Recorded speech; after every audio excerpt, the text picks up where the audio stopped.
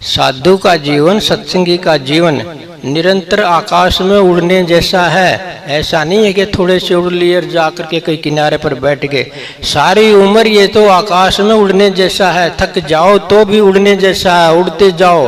अगर मन की थोड़ी सी भी ढीली लगाम हुई तो धरती पर धड़ाम पड़े,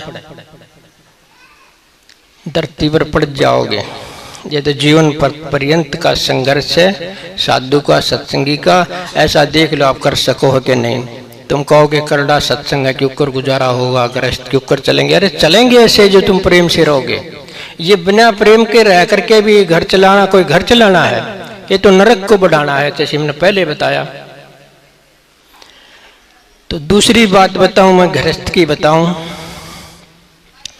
एक दूसरे की जरूरत का ध्यान रखें,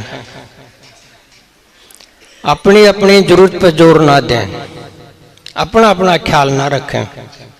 एक दूसरे की जरूरत का ख्याल रखें। देखते रहो कि उसने क्या जरूरत है, वो भी देखे कि उसको क्या जरूरत है। एक दूसरे की जरूरत पूरी करोगे तो सबकी जरूरत पूरी हो जाएगी।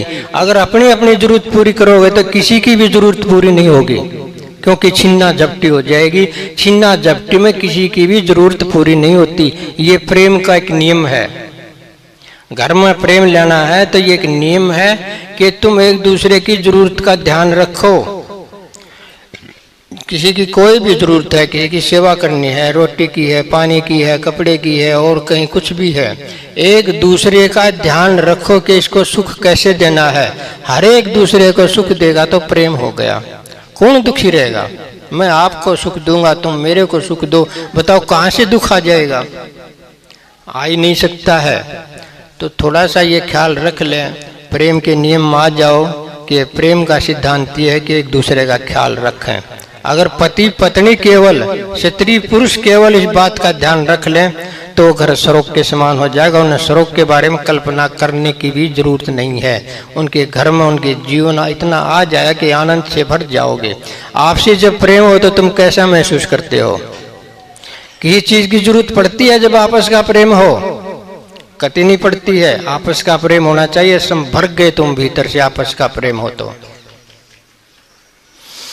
तीसरी बात है, थोड़ी सी पहले ही बताई कि एक दूसरे के जो है जरूरत का ख्याल रखो।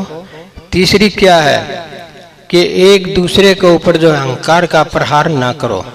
अहंकार से भी बचो। अहंकार का क्या मतलब है कि मैं इससे बड़ा हूँ, मैं इससे बड़ा हूँ, मैं क्या इससे कम हूँ?